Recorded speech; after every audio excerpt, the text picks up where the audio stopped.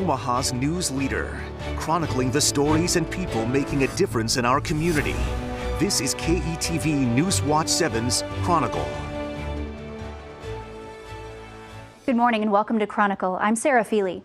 Gang violence has plagued the streets of Omaha for decades. Last year, OPD's gang unit made over 2,300 felony arrests and took 270 guns off the street. Today, we're introducing you to one man who claims to have been there when the deals were made that brought gangs to Omaha in the 1980s. He's gone from the streets to federal prison and back to the streets to teach kids that there's a life outside of gangs. KETV introduces us to Roscoe Wallace. Roscoe Wallace grew up in the heart of North Omaha. Started out in Spencer Projects. Those apartments just off of 30th and Spencer Street. Wallace says it was full of poverty and distrust, which led to crime. But the first thing was just theft from just being hungry and stealing. Wallace moved to the old Tommy Rose Garden apartments at 33rd and Lake. The crime continued, escalated even. California came to us. Wallace says gang members from California made contacts in Omaha, making the city a drug destination in 1986. Piru Blood, Crenshaw Mafia Gang, Inglewood family. So it was the Bloods that I very first came in contact with on an intimate level. Wallace says he never joined, but is considered affiliated. During that time, he started dealing drugs. He says the influx of gangs brought on the crack cocaine epidemic. And that's just the sickness of the drug, to where it had, the community at its grip. Then the violence, the turf wars. There's death involved, robbery, bringing death to family. There's so much involved, and we wake up knowing that every single day. And you can't tell me there ain't guys that want something different. But when you're so entrenched in that life, that different have to have some appeal to it. And of course, there's the run-ins with police. Wallace spent time in juvenile centers, county jail, and eventually state and federal prison. On the streets, the gangs grew and new generations joined, including Wallace's sons. When I lost my son, I think I was in Pekin, Illinois. So I got the news in the middle of the night, basically in the middle of the night, like 5 o'clock in the morning. And I went to the lieutenant's office, and my kid's mom was on the phone crying and screaming and saying that they killed our son. A rival gang had killed Wallace's son. Marcus was just 18. The news set into motion a change of heart. But I had decisions to make when I came home. After prison, Wallace moved to Sioux City to find a new beginning. Now, years later, with his life back on track, he comes home to Omaha, hoping to fix what he helped start. Man, all right. In a North Omaha branch of the public library, he shares his story with kids, letting them know there are options outside the gang. So that gives me a little bit of credibility when I connect with these kids. When they've been in homes or wherever, I can connect right where I know those emotions. I know them personally. Wallace feels the lifestyle he helped bring into the city let a generation down. Now he's making it his mission to lift up the next generation of North Omaha. We need those genuine interactions, and what happens there is we begin to start taking the community back. Joining us now is Roscoe Wallace and his old friend, Captain Mark Matuza with Omaha Police. Thank you both for being here. Now, you two go pretty far back, right? Can you guys walk us through that a little bit?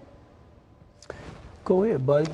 Well, we go back to 5th grade, Windsor Grade School. I want to say back in the later 70s, the first generation of busing. So with that being said, we became friends shortly after that.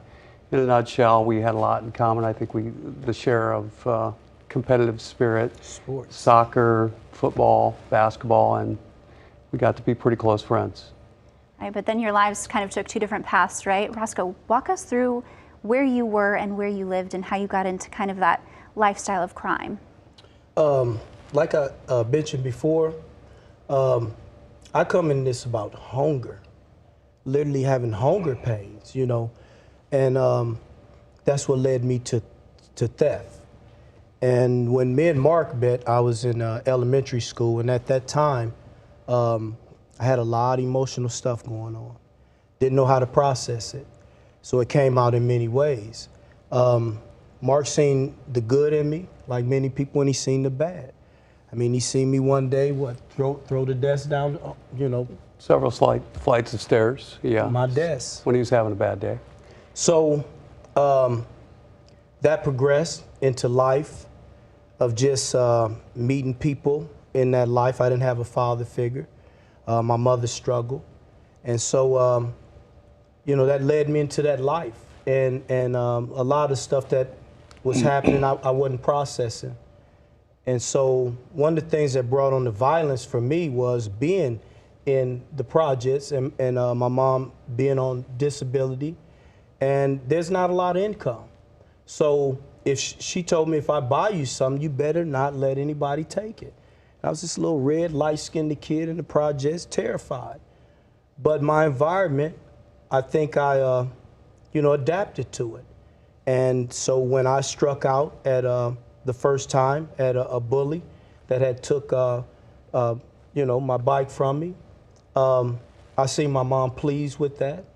I took care of the situation, so that taught me conflict resolution. And I went on to prison and everywhere else with that same mentality. Now, you mentioned a little bit in the story, you moved around a couple times, but what did the idea of bringing the gang life to Omaha look like? How did we get that here? Oh, man. For me, you know, I was sitting with some friends. We were sitting in the basement, and they talked about this show called 48 Hours back then. And it was a news investigative thing. And we listened to it, and it said that, you know, California was looking for smaller areas. And it talked about what could be sold here for $10 in California, could be sold for $100 in Omaha. That grabbed my attention. At the time, I had started using. So when that did hit, I was using. So it took place in basically Tommy Rose Garden Apartments. I met some friends in there, and they were speaking a language that I had never heard. They were saying blood this, blood that. So me being on the drugs, I was more concerned with the drugs and the money. That was what, to me, being in the streets of Omaha was all about. We never had gangs. We were about, you know, sadly to say, hustlers. And I was more concerned with that. I always knew that this gang thing was foreign. So that was the first thing. And then I started thinking about when they came, you know, not paying them, different things like that. And the first incident of I would say, homeboys from here hurting each other was me hurting a friend of mine, Kervin Thomas, and shooting him because he was in line with these guys, and I felt that I was in line with these guys, and so that happened, and that incident right there, you know, we went down that path.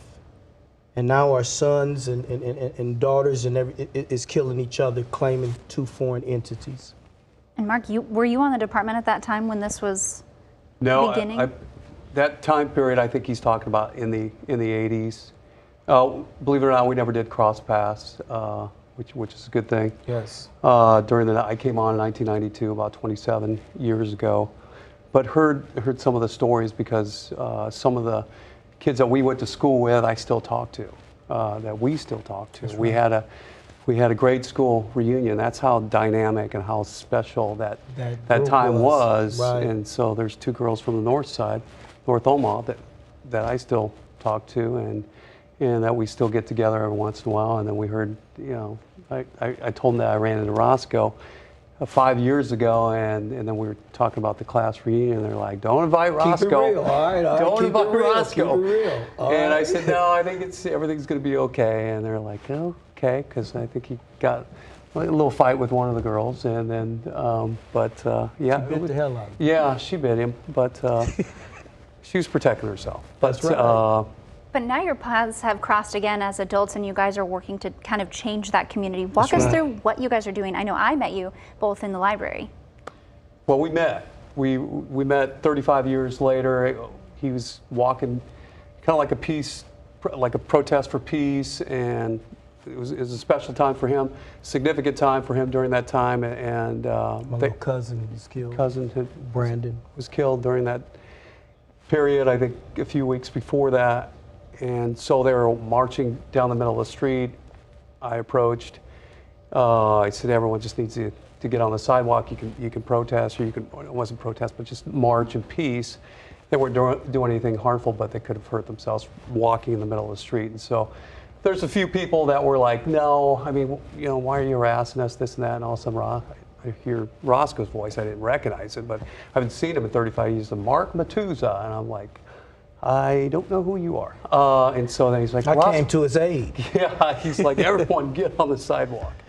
And everyone went to the sidewalk, and then he goes, it's me, Roscoe. And so we gave each other a hug. We met over at McDonald's at 30th and Ames, and then we caught up with each other for about an hour, and then intermittently would talk to each other. And then I think it was the next year we had the grade school reunion. But just recently, over the past 6 months, he's been harping me about getting this community thing going, and by him commuting back and forth from Sioux City, I wasn't 100% convinced that he was in it to win it.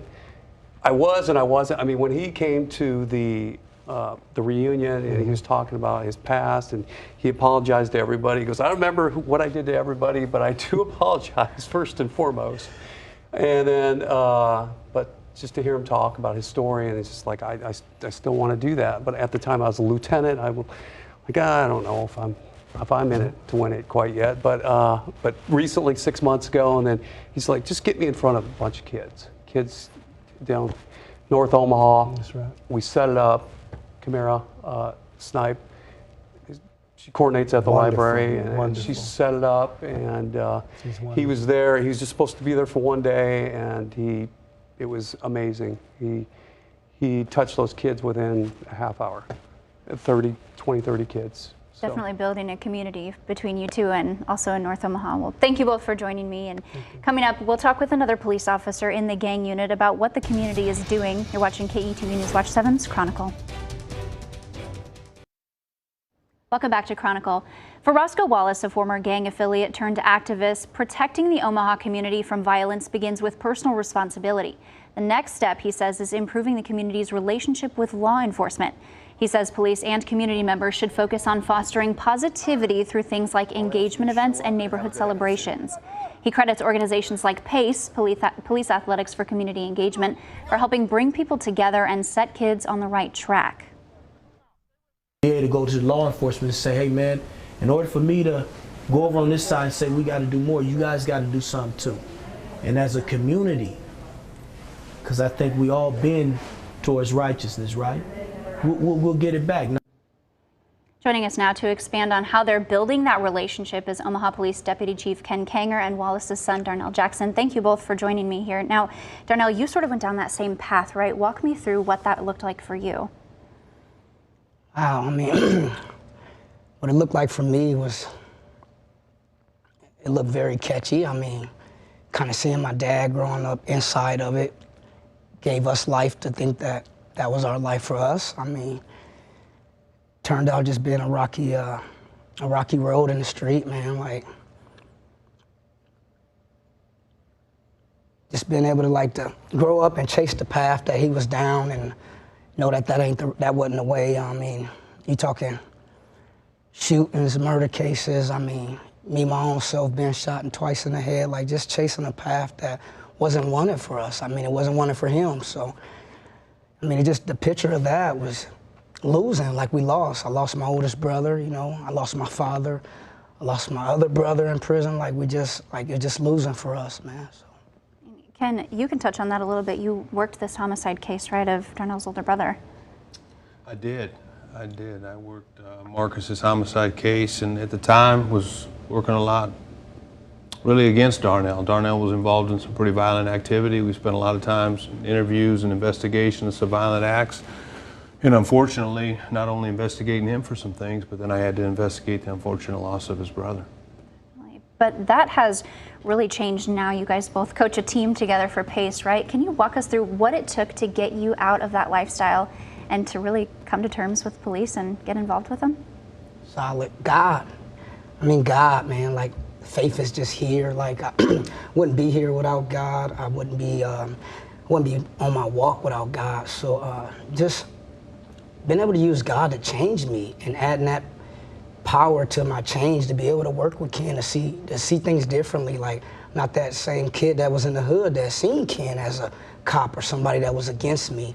So to see Ken passion for these kids and know that that's what I'm on and what I've been on since I came home, is to know that Ken is in the same field as me. Like, I mean, his heart there, his passion there, man, he's great with these kids, and to see them lives been changed. Every week we go out, Friday, we see kids' lives just been dramatically changed, man, by that interactive and that involvement, so. Yeah, Ken, you are really incredibly passionate about PACE. Can you walk us through how much of a difference this is making in our community? Oh, it makes an incredible difference. I mean, just look at the example here and how far the fact that Darnell's bringing his own son to come out and play. He's also bringing another relative that comes and plays with us who lost his dad in a shooting in, I think, 2009. And then there's a ton of other kids that are out there on the fields that have different circumstances in their lives. They're developing relationships with police, they're developing relationships with community members, and they're developing relationships with people that have walked similar struggles and things, and I think it goes a long way of us doing this together. The police can't do it by ourselves, and that's why this is so important. And Darnell mentioned me being against him.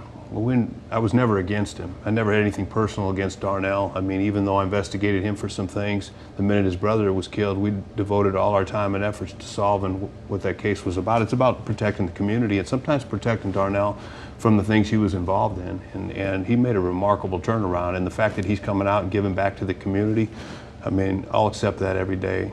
You know, it sends a strong message. Are these kinds of stories common? Do you know of other people who have, you know, turned their life around like this? And do you know of other people who are doing this? Actually, I got a church with a cousin, Myron Pierce, that's doing exactly this, like just giving his all to giving back. Actually got 3 churches now, and yeah, I mean, that's someone as my pastor, but it's someone that I can actually say, yeah, he's giving back, he's changed, he's been through it. Might not have been through everything I've been through, but he's been through that neighborhood to know that it's changed. He didn't got the glimpse of what God can do, what Jesus can do with accepting him in your life. And yeah, I believe it's more stories coming out when the people can gain leadership of their lifestyle and say, this is what I want to do. You know, this is who I want to be, you know, and it won't happen until you take lead of your own life and say, hey, I'm not going to be that. I want to be this. What is it for you that marked that change? Was there something that you can look back on where you say that was my turning point? And how would you explain that to someone else who maybe wants to get out? Well, I'll be honest, it's not easy, but you can do it. And it's been done. I mean, looking at it, I think you just have to be honest. And that means whoever's around you, hey, I don't want to do that anymore, and I'm not. And it don't take influence, it don't take no one to motivate it. If you want to stop doing it, then you stop. If you know that life is not for you, then you stop that life you live in. No one should wake up any day and live a life that's not destined for them. But we do, but that comes with gaining leadership of a lifestyle and say, hey, I want my life to be like this. And you truly put the work in, your life will truly be like that. Ken, do stories like this change how you approach your job? Oh, absolutely. This could be one of the most rewarding times of my career. I mean, to be able to do this and to see change. And there are other people that have reached out to me that want what Darnell's done. Some of them aren't as public, and Darnell hasn't, and Roscoe haven't been as public about it, but there's others that are reaching out. They want to change. They have a newborn child, and they have something that occurred in their life that they really want to get out, and they want other opportunities, and there's a lot of stories, and police are trying to find those opportunities with our community partners, whether it's jobs, whether it's education, faith groups, and this is only going to add to that because more people are going to see that it is possible and it's okay, and the police will help not only with that. We don't just enforce. We're here to serve the public, and that means serving the kids in the community and trying to get them before they even have that temptation or somebody lures them into that lifestyle. So it's not hard to get out so that they don't even get involved, period. Now, Roscoe and Darnell have both mentioned not having fathers around, but that leads to someone kind of looking for a place to fit in, a team to be a part of. PACE really addresses that, right? Absolutely, and that's part of that mentorship, and it's year-round now, and there's other programs, and whatever way that we can reach those kids and fill any gap that they may have in their life, we have to open our arms up and find those. If it's employment, if it's athletics, whatever the program may be. And that's what's so nice about PACE and some of those programs that we're involved in, and giving back to these kids, because they look for that. And there's kids that struggle on the field. We just had it last week, and the young man didn't know how to resolve that conflict, and we take the time to explain it to him, and it's okay. And he sent me a text and said, I can't wait till next Friday. I'm going to do better, coach. And I mean, that goes a long ways, because he doesn't really have that in his lifestyle, and he needs to be surrounded by people that support him. How rewarding is this for you to be able to give back in this manner? And I mean, awesome. I mean, coming out every week with my 10-year-old, man, Marcus Jackson, and just to see the joy on that field from him just exercising everything Dad didn't, you know, to know he's doing it the right way. I mean, it's so rewarding. Even I had Ken just in his life, like, I mean, he coached him and just talked with him, man. He just a lot of support right now, man, and it's just great. I mean, it's something I never thought I'd see. It's just amazing. So. Thank you guys both for joining me. Still ahead, to turn away from the violence, we have more on local resources available to help put people on the path to peace. You're watching. Welcome back to Chronicle. According to the World Health Organization, many risk factors can contribute to someone seeking out a violent lifestyle. Poverty, abuse, social isolation, and substance use can all play a role. Ultimately, though, no matter the circumstances, it's important to know that there is a way out. Right now, there are several groups in the metro with resources to help. U-Turn is an anti-violence organization that focuses on helping young people escape violence. The group is heavily involved with the community, hosting several events each year. They work with teenagers in schools and on the street by helping them find jobs and pairing them with mentors and counselors. We talk and engage with high-risk individuals, but also engaging with the community and just challenge the mindset and just really push the notion that violence is a learned behavior, and because it was learned, we can unlearn it. If you think you know a young adult who might need help turning their life away from violence, you can make a referral with U-Turn. The number to call is on your screen. U-Turn is also a collaborator in a program called Dusk to Dawn. The project was started by a trauma surgeon at Nebraska Medicine, hoping to keep kids off the streets using a real-life example.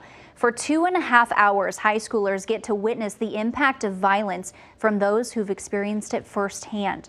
Organizers say they base the class in a hospital because violence is a health issue. We tell our patients about their high blood pressure, and we talk about their diabetes, and we talk about their injuries. So why aren't we talking about violence and what precipitated what occurred? The program is now so successful, other cities are looking into adopting their own versions. If you're looking to become an advocate, check out Omaha 360. They work hands-on in the community with law enforcement to end gun and gang violence in every corner of the city. You can catch them at their weekly meeting at the Omaha Home for Boys. That's every Wednesday at 2 p.m. And if violence has left the streets and entered your home, there are resources there too. The Women's Center for Advancement offers help to victims of domestic violence and sexual assault. You can call them at their 24-hour hotline. That's 402-345-7273. Also checked out the Magdalene Omaha Thistle Lights Group. They're a survivor-led program that helps heal and empower women who've been through violence. So we've given you some things to think about. If you want to share your experiences with violence or gangs or how you got away from it, email your comments to news@ketv.com. We love hearing from you. And remember, if you missed any part of the show or want to watch it again, it's online right now at ketv.com. Just go to our homepage and click on the menu button, then look for the Chronicle. I'm Sarah Feely. Thank you for watching. We'll see you right back here next Sunday morning for KETV Newswatch 7's Chronicle.